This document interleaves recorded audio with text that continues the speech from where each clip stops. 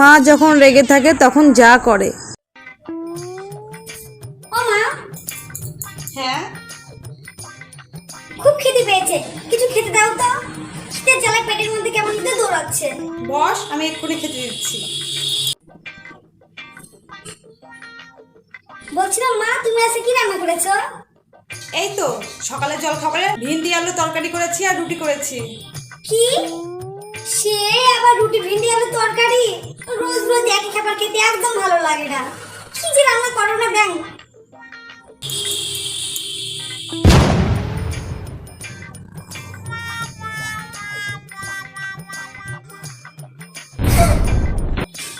কি দিদি, মা তোর এই অবস্থা করেছে? এই বোন, চুপচাপ খেয়ে নে, নাহলে দেখবি তোকেও আমার মতোই করে দিবে মা। যেটা দিচ্ছি সেটাই খেয়ে নে চুপচাপ।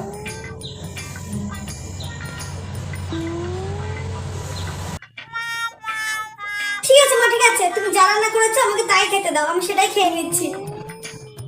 কি, তোদের আমি রোজ রোজ সকালবেলা ভিন্ডি আলু তরকারি আর রুটি খাওয়াই?